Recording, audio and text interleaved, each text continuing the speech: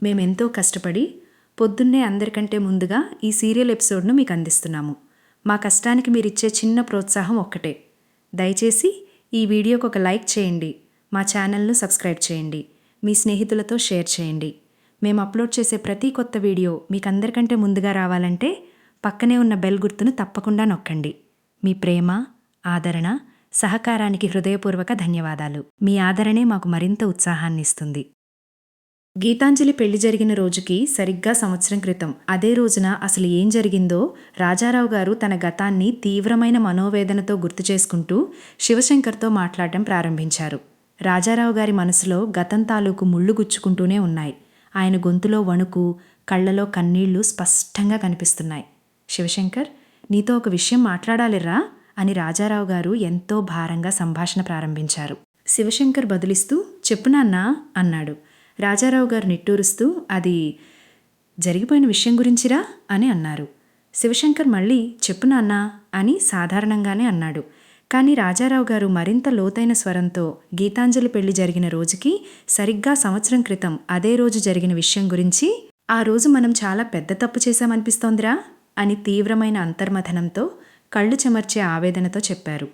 ఆయన మాటల్లోని గంభీరత, అపరాధ భావం స్పష్టంగా కనిపిస్తున్నాయి. శివశంకర్ ఆ మాట వినగానే ఒక్కసారిగా దిగ్భ్రాంతి చెందాడు. అతని ముఖంలో అసహనం స్పష్టంగా కనిపించింది. అసలు ఈ విషయం గురించి ఇప్పుడు ఎందుకు మాట్లాడుతున్నారు నాన్న? అసలు మీ బుర్రలోకి ఈ పాత ఆలోచన ఇప్పుడు ఎలా వచ్చిందో నాకు అర్థం కావడం లేదు అని నిలదీశాడు. శివశంకర్ స్వరం చాలా కఠినంగా, ఆవేశంగా మారింది. గీతాంజలికి పెళ్ళయింది, 3 పిల్లలున్నారు, ఒక చక్కటి కుటుంబం ఏర్పడింది. ఈ సమయంలో మీరు ఇలాంటి మాట ఎందుకు మాట్లాడారు అని శివశంకర్ గట్టిగా ప్రశ్నించాడు. అతనికి ఆ పాత జ్ఞాపకాలను మళ్లీ తవ్వడం ఏమాత్రం ఇష్టం లేనట్టు అతని ప్రవర్తన తెలియజేస్తోంది. గీతాంజలి పెళ్లి జరిగినప్పటి నుంచి ఇప్పటి వరకు చాలా పెళ్లి రోజులు జరిగాయి. ఏ పెళ్లి రోజు నాడు కూడా ఈ ప్రస్తావన రాలేదు. ఇప్పుడు ఎందుకు వచ్చింది? సడన్గా గుర్తొచ్చిందా, లేక ఏదైనా సందర్భం వచ్చిందా అని శివశంకర్ కోపంతో నిలదీసే ధోరణిలో ప్రశ్నించాడు. శివశంకర్ మాటలకు రాజారావు గారు ఎంతో గంభీరమైన గొంతుతో తన మనసులోని భారమంతా బయటపెడుతూ స్పందించారు. ఎందుకొచ్చినా ఆ రోజు మాత్రం నువ్వు చాలా తొందరపడ్డావురా. తొందరపడి కన్నతల్లిని, పసిబిడ్డను దూరం చేసి చాలా పెద్ద తప్పు చేశావు అని స్పష్టంగా అన్నారు. రాజారావు గారి మాటల్లో నిజాయితీ ఉంది, బాధ ఉంది. కానీ శివశంకర్ ఆ మాటలను ఏమాత్రం ఒప్పుకోలేదు. నేను తప్పు చేయలేదు నాన్నా, జరిగిన తప్పును సరిదిద్దాను అని చాలా గట్టిగా, ఆవేశంగా వాదించాడు. తన పంతాన్ని నెగ్గించుకోవడానికి శివశంకర్ తన వాదనను మరింత పెంచాడు. ఆ రోజు నేను గీత చేసిన తప్పును సరిదిద్ది ఉండకపోతే ఈరోజు గీత ఈ పొజిషన్లో ఉండేది కాదు. కృష్ణ ఇన్స్టిట్యూషన్స్ పెట్టి అంచెలంచెలుగా ఎదుగుతూ ఆ ఫీల్డ్లో నంబర్ 1 అనిపించుకుని అంత పెద్ద సామ్రాజ్యానికి మహారాణి అయ్యుండేదే కాదు అని అతను గర్వంగా, అదే సమయంలో ఆవేశంగా అన్నాడు. రాజారావు గారు శివశంకర్ వైపు ఎంతో వేదనతో చూస్తూ నిట్టూర్చారు. కానీ ఆ మహారాణి పెద్ద కూతురు అనాథైపోయింది కదరా అని కన్నీళ్లతో ఆవేదన చెందారు. ఆ మాట రాజారావు గారి గుండెల్లో నుంచి వచ్చిన ఆవేదనకు ప్రతీక. శివశంకర్ దానికి ఏమాత్రం చలించకుండా బదులిచ్చాడు. అందుకు కారణం నువ్వు అనుకుంటున్నట్టు నేను చేసిన తప్పు కాదు, నేను సరిచేసిన గీతాంజలి చేసిన తప్పు కాదు. ఆ బిడ్డ జాతకమే అందుకు కారణం అని ఏమాత్రం జాలి లేకుండా తేల్చేశాడు. అనాథగా బతకాలని దేవుడు ఆ బిడ్డ నుదుటి మీద రాసినప్పుడు ఎవరు మాత్రం ఏం చేస్తారు? ఎవ్వరూ ఏమీ చేయలేరు. అది దాని తలరాత అని శివశంకర్ తన బాధ్యతారాహిత్యాన్ని జాతకం మీదికి తోసేశాడు. కానీ రాజారావు గారు ఎంతో దృఢమైన నిర్ణయంతో తన మనవరాలి కోసం నిలబడాలనే నిశ్చయంతో ఉన్నారు. నేను చేస్తాను. ఇన్నాళ్లుగా అనాథగా బతికిన నా మనవరాలికి నేను చేయగలిగింది నేను చేస్తాను. తను అనాథ కాదు అని నిరూపిస్తాను అని చాలా బలంగా, దృఢంగా చెప్పారు. ఇదే సమయంలో మరోవైపు ఇంట్లో ఒక రకమైన నిశ్శబ్దం, ఆందోళన నెలకొన్నాయి. నానమ్మ హాలులోని సోఫాలో కూర్చుని మాటిమాటికి ఇంటి ప్రధాన గుమ్మం వైపు చూస్తూ ఉంది. ఆమె ముఖంలో భయం, ఆందోళన స్పష్టంగా కనిపిస్తున్నాయి. అది గమనించి అంజలి నెమ్మదిగా నానమ్మ దగ్గరకొచ్చింది. అమ్మమ్మగారు, ఏంటమ్మమ్మగారు మాటిమాటికి గుమ్మం వైపు చూస్తున్నారు? తాతగారి కోసమా అని ఎంతో ఆప్యాయంగా, మృదువుగా అడిగింది.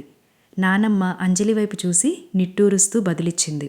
లేదమ్మా, తాతగారు గుడికి వెళ్లారు కదా, రావడానికి లేట్ అవుతుందని చెప్పారు. ప్రీతి ఇంకా ట్యూషన్ నుంచి రాలేదేంటా అని చూస్తున్నానమ్మా. రోజు ఈ పాటికి వచ్చేసేదే, ఇవాళ ఎందుకో లేట్ అయింది అని తన మనసులోని భయాన్ని అంజలితో పంచుకుంది. ఇంతలో మనీష్ తన కంప్యూటర్ లేదా ల్యాప్టాప్ పట్టుకుని వేగంగా అక్కడికొచ్చాడు. ఓకే, నేను ఒకసారి ల్యాప్టాప్లో ఫైల్ని చెక్ చేసి మెయిల్ పంపిస్తాను అని చెప్తుండగా నానమ్మ అతని మాటను మధ్యలోనే ఆపి, ఒరేయ్ మనీష్ అని పిలిచింది. మనీష్ ఏంటోయ్ నానమ్మ అని అడిగాడు. నానమ్మ ఆందోళనగా, ప్రీతి ఇంకా ట్యూషన్ నుంచి రాలేదురా అని అంది. మనీష్ ఆ మాటను చాలా తేలికగా తీసుకున్నాడు. వస్తుందిలే నానమ్మ, దానికి అంత టెన్షన్ పడ్డం ఎందుకు అని సర్ది చెప్పబోయాడు. నానమ్మ ఆందోళనగా, ట్యూషన్కి వెళ్ళిన ఆడపిల్ల రాకపోతే టెన్షన్ ఉంటుంది కదా అని అంది. మనీష్ ఎందుకంత టెన్షన్? పక్క వీధిలోనే కదా ట్యూషన్ అని తేలిగ్గా తీసిపారేశాడు. అంజలి మధ్యలో జోక్యం చేసుకుంటూ, అంటే రోజు ఈ టైంకి వచ్చేస్తుంది, ఈరోజు ఇంకా రాలేదేంటని అమ్మమ్మగారు టెన్షన్ పడుతున్నారు అని అంది. మనీష్ వెంటనే అంజలి వైపు కోపంగా చూసి, నానమ్మగారు టెన్షన్ పడుతున్నారా? నువ్వు దగ్గరుండి మరీ టెన్షన్ పడేలా చేస్తున్నావా అని ప్రశ్నించాడు. నానమ్మ వెంటనే, ఒరే తన్ ఎందుకు టెన్షన్ పడుతుందిరా అని అంజలిని వెనకేసుకొచ్చింది. మనీష్ నానమ్మతో, నువ్వు మాత్రం ఎందుకు టెన్షన్ పడుతున్నావు నానమ్మ? రాత్రి 10 గంటల వరకు మన కాలనీలో జనం తిరుగుతూనే ఉంటారు కదా, ఇంకా భయం ఎందుకు అని అన్నాడు. అంతేకాకుండా ఆడపిల్లల విషయంలో ప్రతిదానికి ఇలా భయపడకూడదు నానమ్మ. ధైర్యంగా వాళ్ళని ఎక్కడికైనా వెళ్ళనివ్వాలి, రానివ్వాలి. ఇంటికి రావటం ఒక 5 నిమిషాలు లేట్ అయిందని ఇంట్లో వాళ్ళందరూ భయపడిపోతూ ఉంటే వాళ్ళు కూడా ప్రతిదానికి భయపడటం అలవాటు చేసుకుంటారు అని పెద్ద క్లాస్ పీకాడు. నానమ్మ అతని మాటలకు తగ్గకుండా, ఏమోరా, అసలే రోజులు బాగా లేవు కదా, మా భయాలు మాకుంటాయి అని సమాధానమిచ్చింది. అంజలి మనీష్తో, ఇంతసేపు అమ్మమ్మగారితో వాదించే బదులు వెళ్ళి ప్రీతిని తీసుకురావచ్చు కదా అని సలహా ఇచ్చింది. నానమ్మ కూడా అవును అంది. మనీష్ ఆమె వైపు చూసి, రామాయణమంతా విని కృష్ణుడికి రాధ ఏమవుతుందని అడిగారంట నీలాంటి వాళ్ళు అని వ్యంగ్యంగా వ్యాఖ్యానించాడు. అంజలి వెంటనే అతడిని దిద్దుతూ, కృష్ణుడికి రాధ ఏమవుతుందని కాదు, రాముడికి సీత ఏమవుతుందని అడిగారట అని స్పష్టంగా అంది. మనీష్, ఓహ్ ఓకే, అదే అడిగారంట. అలా ఆడపిల్లలు భయపడకూడదు, ధైర్యంగా ఉండాలని నేను క్లాస్ పీకుతుంటే వెళ్ళి ప్రీతిని తీసుకురామని చెప్తావేంటి అని అన్నాడు. చూడండి, అనవసరంగా మీరు భయపడి నన్ను కూడా భయపెట్టాలని చూడకండి. ఏదైనా అవసరమైతే ప్రీతి నాకే ఫోన్ చేస్తుంది, నేను వెళ్ళి తీసుకొస్తాను, సరేనా అని అన్నాడు. నానమ్మ, ఆ వెళ్ళేదేదో ఇప్పుడే వెళ్ళొచ్చు కదరా అని నిలదీసింది. మనీష్, నానమ్మ, నేను ఇప్పుడు అర్జెంటుగా ఒక ఫైల్ చూసి మెయిల్ పంపించాలి. ఒక 1/2 అవర్లో ఆ పని అయిపోతుంది. అప్పటికి ప్రీతి రాకపోతే అప్పుడు నేనే వెళ్ళి తీసుకొస్తాను కదా, నువ్వేం టెన్షన్ పడకు అని చెప్పి లోపలికి వెళ్ళిపోయాడు. మనీష్ వెళ్ళిపోగానే నానమ్మ తీవ్రమైన నిట్టూర్పు విడిచింది. ఏంటో వీడు, ఇంట్లో పనుల కన్నా ఆఫీస్ పనులే ఎక్కువ అంటాడు. సమయానికి మా శివుడు కూడా ఇంట్లో లేడు. శివుడంటే మా అబ్బాయి శివశంకరమ్మ. వాడుంటే ఇలాంటి విషయాల్లో చాలా ముందు చూపుతూ ఉంటాడు. ఆడపిల్లల్ని కంటికి రెప్పలా కాపాడుకోవాలంటాడు. పెళ్ళయ్యే వరకు మా గీతాంజలి విషయంలో కూడా అలాగే కాచుకుని ఉండేవాడు. ప్రీతి ట్యూషన్ నుంచి రావడం 5 నిమిషాలు లేట్ అయినా వెంటనే వెళ్ళిపోతాడు. రోజులు బాగా లేవు కదా అని నా భయం అని నానమ్మ పాత జ్ఞాపకాలను తలుచుకుంది. అంజలి నానమ్మ భయాన్ని అర్థం చేసుకుని, మీరేం భయపడకండి అమ్మమ్మగారు, నేనే వెళ్ళి ప్రీతిని తీసుకొస్తాను అని ధైర్యం చెప్పింది. నానమ్మ సంతోషంతో, తీసుకురా తల్లి, నీకు పుణ్యం ఉంటుంది అని అంది. వాళ్ళ ట్యూషన్ అడ్రస్ ఏంటమ్మా అని అంజలి అడగ్గా నానమ్మ దారి చెప్తూ, అది ముందుకు వెళ్ళాక రైట్ తిరిగి లెఫ్ట్లో ముందుకు వెళ్ళాలి, అక్కడే ట్యూషన్ అని చెప్పింది. అంజలి సరేనని బయలుదేరింది. మరోవైపు ట్యూషన్ ముగిసిన తర్వాత ప్రీతి తన స్నేహితురాలు జ్యోతితో కలిసి నడుచుకుంటూ బయటకు వచ్చింది. వాళ్ళిద్దరూ రేపటి ప్లాన్స్ గురించి మాట్లాడుకుంటున్నారు. ప్రీతి, ఓకే, ఇంకా నైట్ అవుతుంది కదే, నేను బయలుదేరతాను అని అంటే జ్యోతి, హా, పక్కనే కదే ఇల్లు, వెళ్దూగాన్లే అంది. జ్యోతి ఇంకా మాట్లాడుతూ, జ్యోతి, రేపు లంచ్ అయిన తర్వాత మనకి క్లాసులు లేవు కదా, నా ఫేవరెట్ మూవీ రిలీజ్ అయింది, వెళ్దామా అని అడిగింది. ప్రీతి వెంటనే ఓకే వెళ్దామే అని ఒప్పుకుంది. జ్యోతి, సరే అయితే ఇప్పుడే బుక్ చేస్తాను అని చెప్పి ఆన్లైన్లో టిక్కెట్లు బుక్ చేసి డన్ అయిపోయింది. థ్యాంక్స్ ఏమైనా, రేపు మనం సినిమాకి వెళ్తున్నాం, ఓకే బాయ్ అని చెప్పి వెళ్ళిపోయింది. జ్యోతి వెళ్ళగానే ప్రీతి ఒంటరిగా ఇంటిబాట పట్టింది. ఇంతలో ఎదురుగా వస్తున్న అంజలిని చూసి ప్రీతి ఆశ్చర్యపోయింది. ప్రీతి కోపంగా, ఏంటొచ్చావు అని అడిగింది. అంజలి, అది నీకోసమే అని అంది. ప్రీతి, నా కోసం నువ్వు రావడమేంటి అని గద్దించింది. అంజలి అంటే లేట్ అయింది కదా అని సర్ది చెప్పబోతే, ప్రీతి అయితే నేను ఇంటికి రాలేనా, నాకేమైనా భయమా, నన్నేమైనా పిల్లులు ఎత్తుకెళ్తాయా లేక ఎలుకలు ఎత్తుకెళ్తాయా అని ఎద్దేవా చేసింది. అంజలి అంటే రోజులు బాగా లేవు కదా అని అంటే, ప్రీతి బాగాలేదని నువ్వు నాకు బాడీగార్డ్లా దగ్గరుండి తీసుకెళ్దామని వచ్చావా, వెళ్ళు, చెప్పేది నీకే వెళ్ళు అని గట్టిగా అరిచింది. జ్యోతి వైపు చూపిస్తూ, ఎవరైనా ఈ అమ్మాయి అని అడిగితే మా ఇంట్లో కొత్తగా జాయిన్ అయిన పని మనిషి ఓవర్ యాక్షన్ చేసి మార్కులు కొట్టేయాలని చూస్తుంది అని చెబుతాను అని ఈసడించుకుంది. అంజలి ఏమీ అనకుండా మౌనంగా ప్రీతి వెనకాలే నడవసాగింది. అంతలోనే ఆ వీధి చివరన రోడ్డు మీద ఇద్దరు పోకిరి గుండాలు నిలబడి ఉన్నారు. వాళ్ళేంట్రా ఇవాళ ఈ సెంటర్లో బీట్ వేశారు అని ఒకడంటే, ఈ చుట్టుపక్కల ట్యూషన్ పాయింట్లు చాలా ఉన్నాయిరా, అమ్మాయిలు ఎక్కువ మంది ఉంటారు కదా, ఒక ఆట ఆడుకుందామని వచ్చాం అని ఇంకొకడు అన్నాడు. అవునా, మరి ఆటలు మొదలుపెట్టారా అంటే, ఆల్రెడీ 4-5 అయిపోయాయిరా, అదిగో ఇంకో 4 వచ్చింది అని ప్రీతిని చూపిస్తూ నవ్వారు. ఏంట్రా అమ్మాయి ఒక్కతే ఒంటరిగా నడుచుకుంటూ వస్తుంది, బాయ్ ఫ్రెండ్ లేడేమోరా అని ఒకడంటే, నేనున్నాను కదరా. మీరేంట్రా, నేనున్నాను కదా అని అడ్డుగా వచ్చి నిలబడ్డారు. ప్రీతిని అడ్డుకుని, ఏ ఆగు, మాలో బాయ్ ఫ్రెండ్గా ఎవరిని సెలెక్ట్ చేసుకుంటావు? కావాలంటే ఎంట్రన్స్ పరీక్ష కూడా పెట్టుకో, ఎవరు పాస్ అయితే వాళ్ళని సెలెక్ట్ చేసుకుందువు గాని. అందరూ పాస్ అయితే అందరినీ సెలెక్ట్ చేసుకుంటావా? చెప్పు బేబీ, సమాధానం చెప్పు అని వేధించడం మొదలుపెట్టారు. ప్రీతి భయంతో గజగజ వణికిపోయింది. ఆ క్లిష్టమైన సమయంలో అంజలి ఎంతో సమయస్ఫూర్తితో వ్యవహరించింది. ధైర్యంగా ముందుకొచ్చి, హే ప్రీతి, ఇక్కడున్నావా నువ్వు? నీకోసం ఎస్పీ అంకుల్ ట్యూషన్ దగ్గర వెయిట్ చేస్తున్నారు. ఆ పక్కనున్న పోలీస్ స్టేషన్లో ఏదో పనుండి వచ్చారంట, నిన్ను పికప్ చేసుకుందామని ట్యూషన్ పాయింట్ దగ్గరకు వచ్చారు అని గట్టిగా అంది. వెంటనే తన ఫోన్ తీసి, ఆ ఫోన్ ఇటివ్వు, ఎస్పీ అంకుల్కి ఫోన్ చేసి ఇక్కడికి రమ్మంటాను అని నటిస్తూ మాట్లాడింది. హలో అంకుల్, నేను ప్రీతి, రోడ్ నంబర్ 7 టర్నింగ్ దగ్గరున్నాము. ఓకే ఓకే అంకుల్, ఇటే వస్తున్నారా? రండి రండి, మేము ఇక్కడే ఉంటాము, మీరు వచ్చే వరకు ఇక్కడే వెయిట్ చేస్తూ ఉంటాము అని గట్టిగా ఫోన్లో మాట్లాడింది. ఎస్పీ పోలీస్ ఆఫీసర్ అక్కడికి వస్తున్నాడని వినగానే ఆ పోకిరి మోక భయపడిపోయి అక్కడి నుంచి పారిపోయింది. ప్రీతి ఊపిరి పీల్చుకుని, ప్రీతి, వాళ్ళు వెళ్ళిపోయారులే, ఇంకా నువ్వు భయపడకు, నన్ను పిల్లులు ఎత్తుకెళ్తాయా, ఎలకలు ఎత్తుకెళ్తాయా అని అన్నావు కదా, ఇలాంటి తోడేళ్లే ఎత్తుకెళ్తాయి, ఇలాంటి వాళ్ళని చూసి భయపడకూడదు, భయపెట్టాలి అని అంజలి ధైర్యం చెప్పింది. ప్రీతి ఎంతో కృతజ్ఞతతో థ్యాంక్ యూ అంజలి అని అంది. అంజలి నవ్వుతూ, మన మధ్యలో థ్యాంక్స్ ఏంటి, పద ఇంటికి వెళ్దాం అని ఇద్దరూ కలిసి క్షేమంగా ఇంటికి చేరుకున్నారు. ఇంట్లో మనీష్ ఫైల్ పంపించి బయటకొచ్చి, నానమ్మ, ప్రీతి ఇంకా రాలేదా అని అడుగుతుండగా, నానమ్మ, నేనెప్పుడో చెప్పాను కదరా, నువ్వేగా ఆడపిల్లల విషయంలో భయపడకూడదు అని ఏదేదో చెప్పావు అని అంది. మనీష్, మరీ ఇంత లేట్ అవుతుందని నేను అనుకోలేదు నానమ్మ, సర్లే నేను వెళ్ళి తీసుకొస్తాను అనుకుంటుండగా, నానమ్మ, ఒరే ఆగరా, అదిగో అంజలి తీసుకొస్తోంది అని అంది. ప్రీతి లోపలికి రాగానే తల్లి గీతాంజలి, ఏంటి ఇంత లేట్ అయింది అని అడిగింది.